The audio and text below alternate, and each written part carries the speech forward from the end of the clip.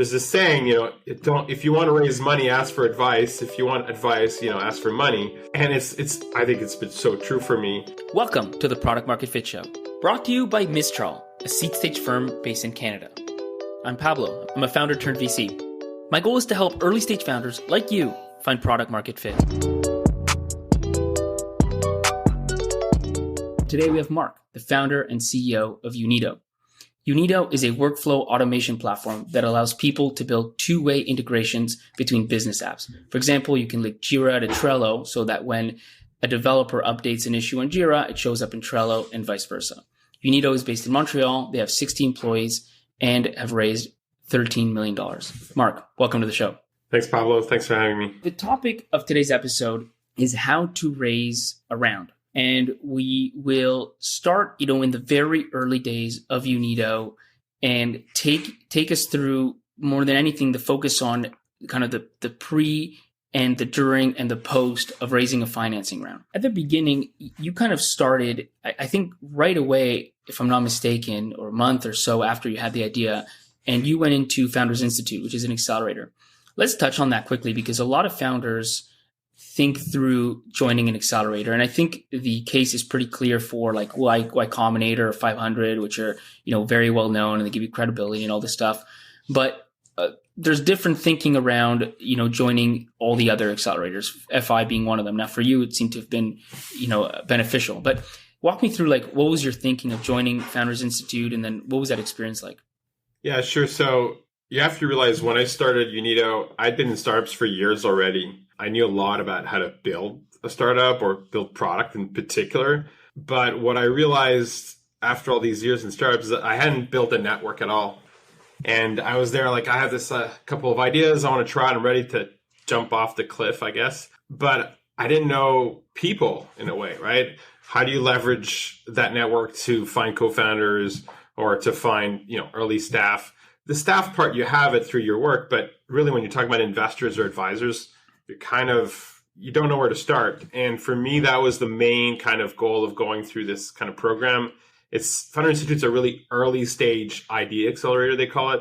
So you really have nothing at the beginning. It's more like a few ideas and you're going to test them out using kind of traditional, I don't know if you can call it traditional, but lean startup methods, right? So for me, the main goal was actually network more than learning some of these techniques. And so when I came in, it was very focused on that. And that's when the hustling started, right? And how to kind of create that network, leveraging the program, which had this really large pool of mentors, of coaches, of people that were willing to help, and not just, waiting for the program to introduce you, but leveraging the program to get to them first.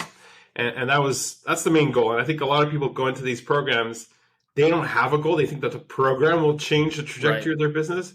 But that's not how it happens, right? It's like, what do you want from it and how are you going to go and get it from the program? It's not school, right? They're not going to feed you success. So that makes sense. And when we think about the network, you mentioned a few different pieces. Was being honest, was fundraising kind of the number one thing you were thinking, okay, I need to build the network because at some point I'm going to raise money, or was it not necessarily number one priority? So I'd been in startups that had raised money early on with nothing, and I'd been in startups that had bootstrapped. I wasn't set on the trajectory on what's the path. So it wasn't necessarily I have to raise or I'm going to raise. And we were definitely bootstrapping. And I think I knew from experience that when you raise, you're taking on a certain path, right? You're limiting some of the options or trajectories or directions your business can take. So you kind of have to feel right about it. And you don't know when you just got an idea what it's going to turn into. So I don't think fundraising was the goal in of itself, but I know that to grow your business, you need to have kind of a strong support network around you, whether it's people to bounce ideas or introduce you to people. And that's the snowball effect, right? Starting that early is what led to a lot of the early fundraising, opportunities we got, which were earlier than a lot of people that went through the same program. So you had a team, you already had your key co-founders, you had an MVP and a few users. Is that right? A few users and I had a few advisors and people around me from the program, from this from hustling, from calling or connecting with people ahead of meeting them, so that when you meet them, whether it's someone giving a talk or coaching, they already knew about you, and then just following up with them and things like that. And it just created a lot more, like we were more top of mind in a lot of those people than the group that they're talking to. It's just like this group of founders and you don't know individually, right? Got it. That makes sense. And so when did you decide? You mentioned at the very, very beginning, you didn't know whether you would bootstrap or fundraise. It wasn't clear. At some point, it became clear. When did you decide, yeah, you know what, it's time to fundraise? Was it right as you were exiting Founders Institute or a bit later? So we were thinking, let's fundraise, once we've launched. And because the idea is the later you fundraise, the quote unquote better terms you get, right? Right.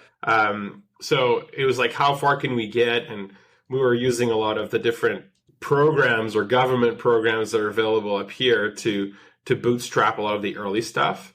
But it really started that summer. We had one early advisor, his name's Bruno, and he had founded and sold an API-based email API company way ahead of its time. But he really got our stuff because it's very API and integration driven. And he had been supporting us through the process. Park Bruno for a second.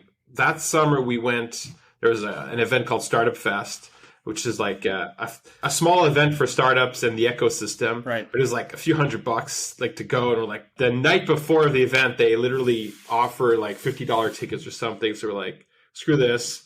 We're going, we bought a few white t-shirts, an iron-on, printable paper, printed our first t-shirts, ironed them on that night with like logos of our first integrations, and we went the next day. And you went with an objective, or you were just like, let's go check it out?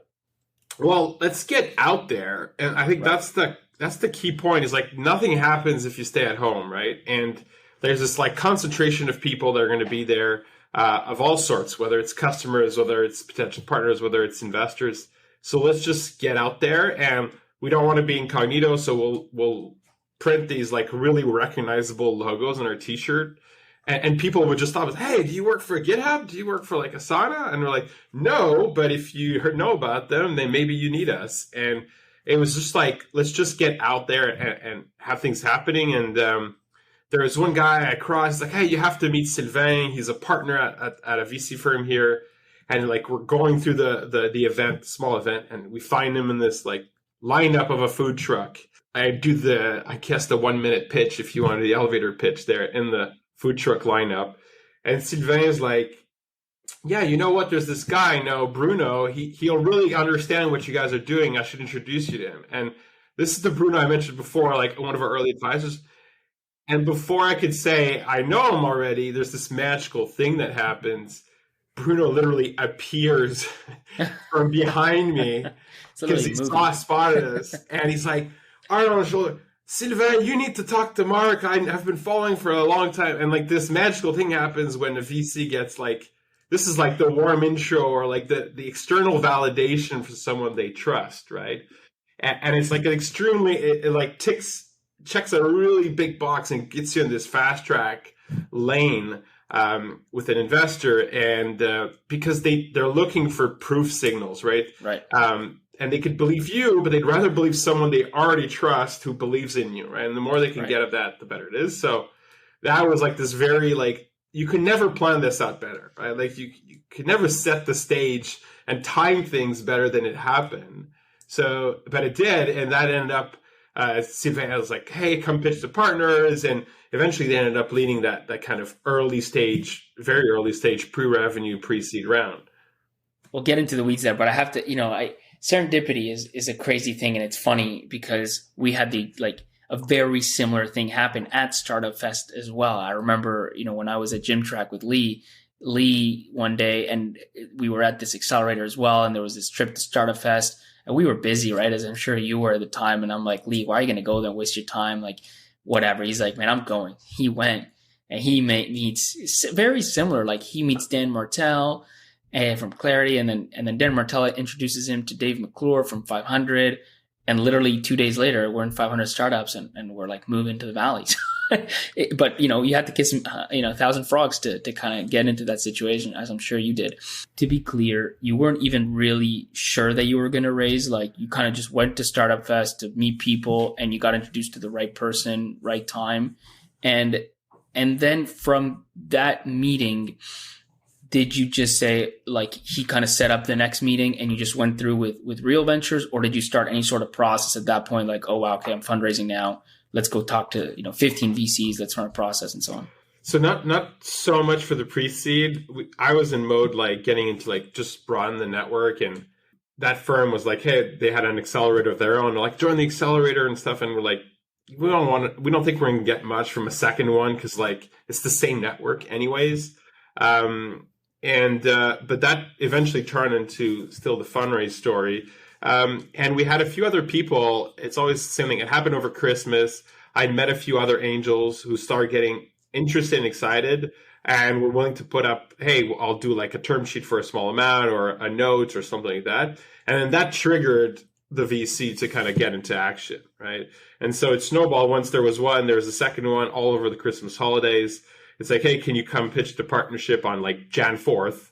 And then we'd sign the term sheet a few days later. So, but the idea is like there's this really long string of events and introductions, and it's really completely improbable if you take that one sequence, right? But as you said, the number of people I'd been networking with, the number of people I'd been talking to, introducing and pitching and just sharing the story is like there's a ton more, right? And most of these never led anywhere except for that one. And I think as founders, I think that's kind of the big challenge is you're kind of on one side, you're like, focus on the business, and the rest will fall into place. And like brutally and aggressively say no to a lot of things. But on the other hand, if you don't get out and say yes to a bunch of things, like things are not going to happen, right? And so it's like, it's not this kind of say yes to everything or say no to everything. You really have to kind of bucket stuff. Like, okay, if I'm I need to invest this portion of my time on this kind of stuff. Right. So let me kind of plan that out. It's not going to take over all my time, but I need to be intentional about this. I think network building for especially first-time founders or anybody that doesn't have like a pre-built network because they already did it before is so critical. And the focus thing, a couple of things. First of all, sometimes you might have multi-time founders talking about focus and being the ones that say no to everything. And sure, like, because when they needed to raise their angel round, they called 15 people and 12 said yes and they were done, right? Because they wasted the time, way earlier. It doesn't really apply if you're a first-time founder with don't network. And the second thing is, if you think about focus as focusing on what's important and you just say, well, building a network's important, then you're still focused. It's just that is a bucket, as you called it. So I think that makes total sense. And then the other piece I just have to mention is like, it really feels like this tipping point sort of situation. I mean, if you, as you mentioned, just focus on, so you basically ran into the right guy and he was like, yeah, let's do it. That's not the message, right? The message is you really went through all these other meetings. This one worked. And also it worked because you knew Bruno and because all this FOMO happened because of these other angels that were also there as well. And so everything really kind of, there is a catalyst event more than anything. Yeah, I think there's this image of like, it's like a wave, right? Like people call it, there's like momentum, right? And momentum, it's slow to build and it's kind of easy to lose to, but if you can ride it, like it gets pretty strong. And networking is a very powerful way to build momentum because people start hearing about you and they talk to each other about you. And it's not that hard to create. You can really spark that on your own. And I got introduced to Bruno, and then someone introduced me to the person introduced, and it just kind of builds up. You can be systematic about it. I think it sounds like chance and serendipity, but you can kind of provoke it and be intentional about a creative system to do it. So it could be like, okay, I'm going to go to like one event a week, or I'm going to network. I'm going to send 5 LinkedIn invitations per day or per week or whatever it is. You create a cadence for yourself, right? And that kind of builds out. That's what compounds over time. But the founder that you're talking about, the one that goes and raises like this, like there's a couple of things on this. First of all, you only hear the success stories. Like you only ever hear the success stories. And they might sound like that, but the reality is often even that person that has a big track record, it wasn't that easy. And second, like maybe they got to that point, but that's because they're that second or third or whatever. That's right. They still started with the hard way, when you're thinking about a first-time founder raising a pre-seed round, or more or less an idea and a little bit of validation, you could go and say, okay, like I need to talk to angels, and I'm going to tell an angel, I'm raising this much money. You're in and you're out and whatever. But you risk that you can't run a real process because these people aren't that identifiable. And all of a sudden, you're the person that's been trying to raise for like 4 months. Are you better off just having casual conversations with angels until a catalyst event happens? Well, I think you still want to be in control of your destiny to some degree, and you don't want to let it completely out of your control. It just happen when it happens.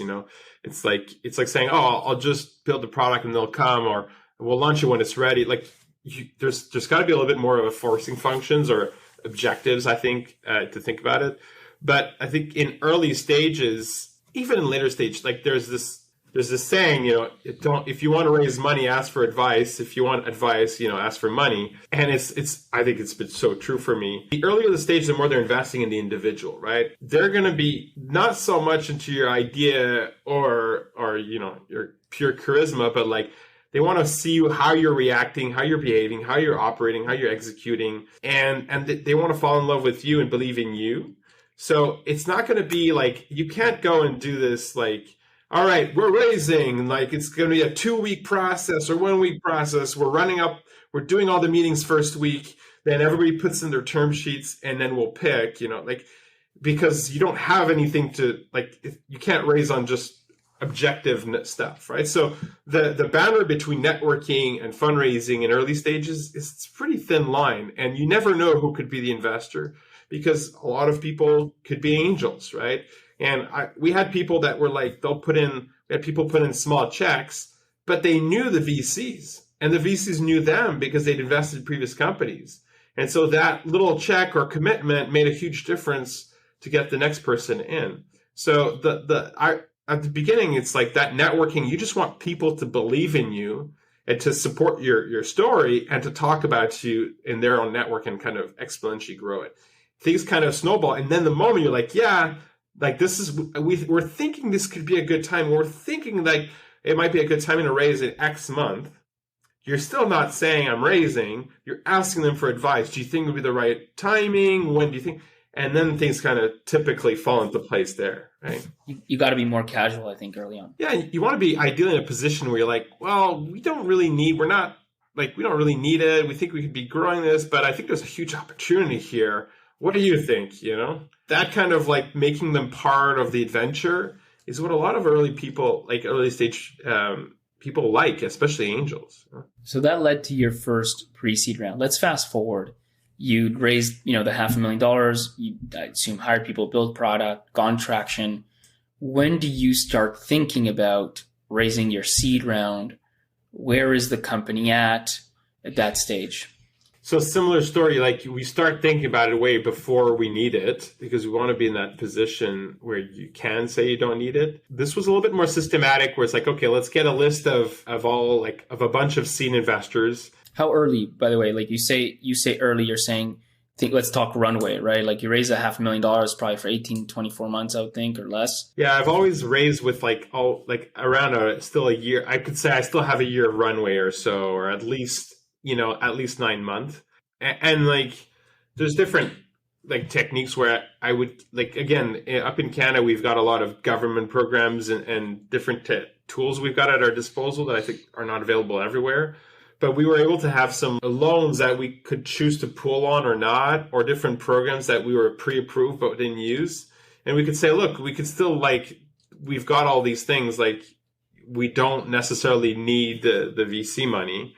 And that gave us a lot of leverage, if you want. And it's like, we'll do what's right for the business, which is really the angle you want to do, because VC is a means to an end, right? Not an end of itself. We start a process we start early because we assume it's going to take a fair amount of time. And we're just we start with a list. We kind of prioritize it, score it. Okay, here are my top few. How do I get an intro to them? But one that specifically for that investor, if you look at that thread, I got introduced to Mistral by another founder that had taken money from Mistral. I had met the guy at an event, again, networking, and I reached out and hey, researching this investor, would you mind sharing your experience? So, and that formula worked really well for a lot. Like most entrepreneurs are willing to take a call with a fellow entrepreneur saying, share their experience about investor, good or bad. And once you kind of, they're like, hey, so what are you doing? And you kind of explain to them, and hopefully they get, hey, that's a cool idea. And like, they're like, and you can ask them, hey, would you introduce me? And that's how I got introduced to you. Yeah. That's what I think is such an important thing. With VCs, as much as with angels, right? A lot of people say, the VCs, at least you can start with a list and work backwards who's taking money. But for the angels, you can start the other way. I mean, you can look at in your city who's raised $1 million round or whatever, and have this exact same conversation and say, hey, like, who are some good angels that you could introduce me to? Because if they raise money, they got angels on the cap table. And that's one good strategy, because a lot of people, first-time founders, will start off and they don't know any angels, and the angels don't have websites. So use other founders, I think, works for every round, and definitely for the seed. Quick question on the system. You said you started with a list. How did you rank it? Like, how did you think about that part of it? And, this is who I want most. I mean, I'm a little bit systematic, maybe overly sometimes, but I'll give you kind of my scoring system. It's like any, sales pipeline, if you want, right? So there's stages, and you have like these prospects, if you want, or targets, and then they kind of, have you connected with them? Is there an opportunity? Is there something there, et cetera? And like, are you just nurturing, or are they committed, et cetera? Business value. So how much value does this firm or this investor or this angel bring to the table? Is it beyond cash, right? Like, is it because they're connected, like they know our space really well? Is it because there's portfolio companies or other companies they've invested in that could be potential partners? Do they have industry kind of knowledge, et cetera, et cetera? So it's just like a 1, 2, or 3 score, right? Then there was like, how much of a fit is it? Based on their thesis or the kinds of companies they invest in, how well do we fit in there? Then did we have like, what's the relationship? Is it like purely cold? Is it warm, or do we already have a relationship? I have kind of an overall probability, but that's something I would update along the way. So at the beginning, you just kind of score on business value and fit. And that's how you get your top 5, 10, or whatever. And you kind of go down the list that way. You often pick a few that you have good relationships, or you can get intros that aren't necessarily high value. And these will be your test subjects in a way that you're going to bounce, test the story on, see the reaction, get the feedback. Maybe they're interested, but they're not necessarily your top story, but they'll help you kind of prepare for the ones that you care the most about. The founder intro is one of the most powerful intros you can get to an investor. In my experience, they trust their own portfolio companies, or at least they know if they can or not. And if they say it's a good fit, or you'll get the backdoor entrance. You'll get a call, basically. Now, there's 2 schools of thought on this. One of them says, once you have this list, wait until the perfect moment, right? So yeah, go ahead and figure out how you're going to get into each account, figure out who the warm intro is going to be, maybe even talk to that warm intro and say, at some point I'm going to want an intro. Yeah, okay, cool. And you've got it already. And then, when the story is just right, and obviously you're factoring in the runway too, at some point you got to go, and just do it with the best. You put the best foot forward, and you drive as much FOMO as possible, and so on. That's one school of thought. The other one says, if these are the 10 or 15 that you really want, start building relations. Just figure out a way to chat with them now. Say you're not raising, but just have that discussion. It seems to me you're more in the latter, but is that the case? And if so, why? I think it depends what you're raising for. If you're just raising for cash, then you're optimizing for something else. And I think that maybe the first option gets you potentially the better result because they know less. But if you're optimizing for getting the right people into your company, then you got to understand the fundraising process is also, it's a dating process. Like, you're going to get married and there's no divorce. Like, the divorce is not split halfway. Like, it's like, it's like not going to be in your favor as a founder, right? If it doesn't go well, like, it's going to be painful. And it's not going to be 50-50. So like, that relationship building is also for you to figure out who you want to work with, because they're going to get, like, maybe they're on the board, maybe they have certain rights or veto rights. Like, if you get the wrong person in and it becomes shitty, like, your life is going to suck.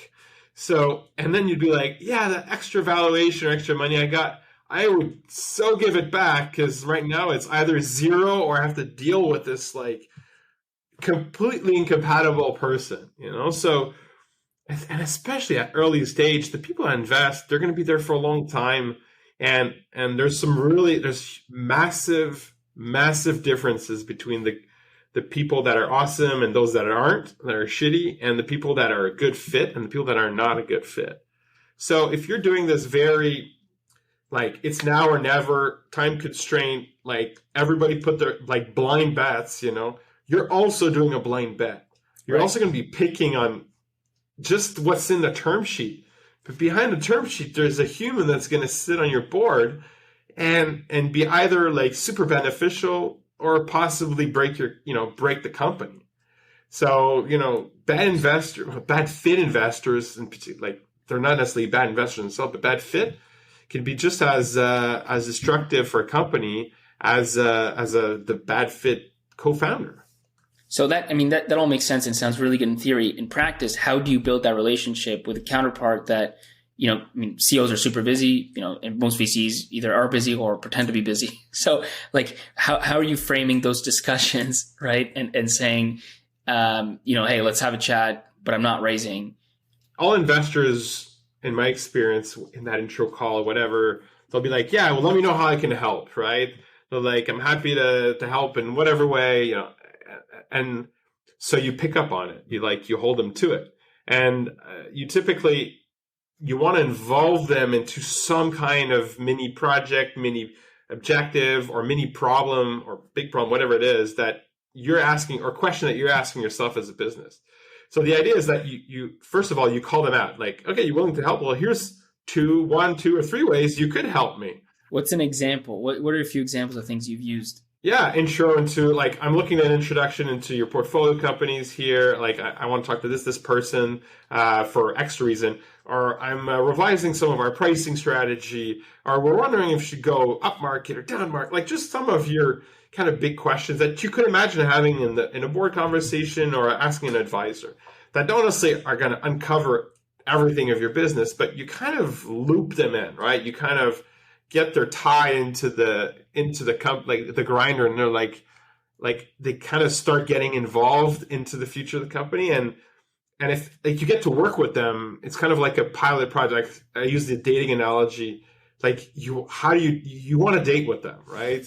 And after the first call, like you're like, do you want another? Like, do you want to see them again? And then you kind of create a reason for seeing them again. And those people that are serious, they're not going to help. And those that will find a way to help.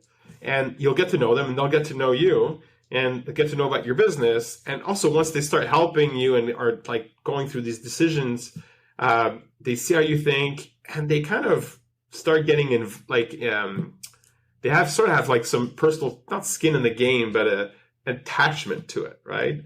And I think that's how you keep it. You're like, hey, can we follow up on this? Can I send you some information?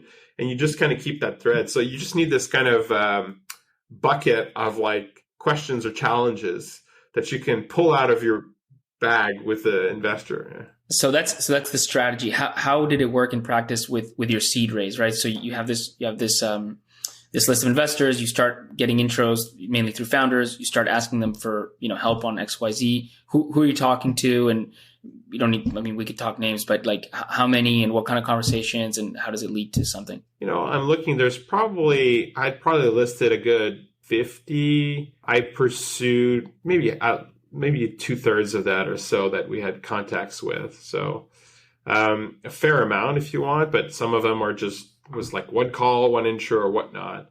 But a few of them kind of like, yeah, let's talk, and like shared. And that's what happened with Mistral. Like the person I was talking to, like, started asking questions, started helping, introduced me to a bunch of people, introduced us to customers. And of course, they're doing this too because they're learning about you, and they're like, hey, if I introduce them to this potential customer, how do they serve them? Does the customer see the value?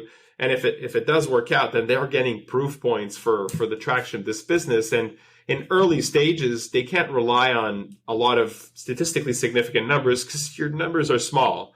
So if they can get proof points from other companies that they know or things like that, like that's gold. And that kind of gets you ahead of the game. Ultimately, there was a trigger. I also put a lot of these in, like all these people into our investor or our monthly updates. And this is another tactic that worked out quite well in the early stages, is I always did my monthly update. And I had a few versions, one for our kind of existing investors or very close network, and then a slight subset of that for people that were watching us or keeping an eye on us, the broader network. And I would, every time I'd meet someone that I thought would be valuable, I'd add them, hey, do you want to keep track of us? Like, I do a good investor update, I'll send it to you. And they're, of course, they're like, yes. And I could track because of MailChimp who opened it and all that stuff. And that's how it triggered the round. It was like, yeah, like, oh, look, numbers are looking steadily good. Let's. You did monthly updates. You committed to monthly updates, and I had done that at GymTrack, and my reality was, and maybe yours was different with Unito, but some months were good and some months weren't good. And what I then ended up doing is, screw that. Like, I'm just going to have updates, and number 1 and number 2 and number 3, and I'm going to send them because I'm not a public company, so why not just send them when I want to send them? And sometimes it'll be covering 2 months and sometimes 1 month. Is there a reason you think like it's just about the updates and do it whatever way works? Or is there a reason why like monthly on a cadence is a better way to do it? Any thoughts on that? Well, I mean, I have a very like big focus on transparency. And I like to kind of put it up front, even with potential investors, at the risk of, like I'm maybe not showing all the good stuff, but often I get responses from people that end up investing later, like, yeah, we know these, like, summer's tough for everyone. Keep at it, right? The reality is nobody's a fool, right? Like, all investors have seen companies from the inside, and they know what goes on, right? It's not all pretty, and there's good and bad months. So if you're just showing your good side, they know you're just covering on the bad side, like that. And if you start sharing some of your growing pains, then they know that you're going to continue doing that, and you're going to be like intellectually honest with them and transparent post investment. So, and then I did this, I shared it with all the staff as well. So like, it was a good habit for me. It kept the company on a good cadence of KPI tracking. There's all these like side benefits of doing good monthly updates and just keeping at it, because they use this thing. It's like going to the gym. Like, the moment you skip a week or whatever, like it's really easy to lose that habit. And I don't know a lot of firms that still do them after, like we still do them. So, and it shows it's like an opportunity to show your personality too. And be like, hey, if you can't stand this kind of cheap humor like mine, then maybe we're not going to get along. Right. It goes back to kind of finding fit, which I think is the whole theme here. So you're sending these updates. You've got a few people on the hook. Yeah. Then what happens? So Mistral's story is kind of funny because things start getting in motion, but timing was really bad because the managing partner had like major back problems and was like getting shots and got his back surgery and was in the hospital for a long time. So it's like, how do you get this stuff happening when the main person is literally on like pain-killing drugs most of the day? And so it ended up being, well, the only time we could do this is like where you can come and pitch all the partners and stuff to kind of formalize. Cause like there was like, we had discussed already all the terms and like, okay, this could work and stuff. Now we need to get just a stamp and the formalities, and ended up being like, okay, well, come pitch in Ottawa on the 21st of December. At the same time, like my wife we were having our second child. My wife was due at the end of December, right? So like the day before the, pitch, we go to the doctor's, no baby in sight, right? Like literally. So I'm like, okay, I'm going to Ottawa tomorrow. Like people imagine that fundraising happens in that boardroom and that pitch, but the reality is most of it's already done. Anyway, I'm in that room and I'm like, folks, I'm not going to turn off my phone. If my phone rings, I have to jump back in the car and, go get the baby with the wife, which was really funny and weird. But anyways, the pitch goes well. We negotiate term sheet over Christmas and sign the term sheet like on the 29th of December, and the baby arrives on the 30th, right? Wow, so amazing. It's like what are the odds of that happening, right? So. And did you, I don't know, like shop it around, but did you try and get terms from a few other VCs as well to see what's fair and what's not? Or how did you think about competitive dynamics of it? Even if you don't get official term sheets from a lot of people, you can still validate some of the valuation because you're still having those discussions with others. And the moment there's an interest from one, you kind of start, that's your trigger for a lot of the others, right? So you can plan your trigger, say this, like tell everyone, this is my process and it starts then and ends there. But a lot of the time you don't have, like, that's a risky approach in the early stages when you're not well known, because like investors might not want to just jump in, and then you end up with like, you've wasted that, like you can't tell we're doing another one, right? It's kind of a one-shot deal versus if you kind of keep a lot of irons in the fire and at some point one person, like you're nudging one person that says, okay, let's do this, then that you can use to really set a fire under everybody's ass. Well, we're going to wrap it up there. To recap, you started your journey at Founders Institute at an accelerator, and the goal was to create a network. And you've kept that throughout your journey, always investing in, probably more at sometimes, less at others, but always investing in not just creating a network, but also in creating relationships and really finding fit. And you use that to kind of get many, as you said, kind of get many fires going, and oftentimes some sort of catalyst event, which was just a result of, serendipity, but of you putting in the work, led to and kind of triggered, a fundraise. That's what happened in your pre-seed. That's what happened in your seed round. And now you are, 60 employees. You've raised, even a Series A from Bessemer, and have grown, considerably since. So thanks a lot, Marc. I really appreciate you sharing those stories. I'm sure founders will find them very helpful. My pleasure. And just, remember to give serendipity a chance to do her work. You got to provoke it a little bit, and you can be systematic about it. And magic then happens. Thank you so much for listening all the way through. It's been a pleasure having you here. Make sure to subscribe so you don't miss the next episode.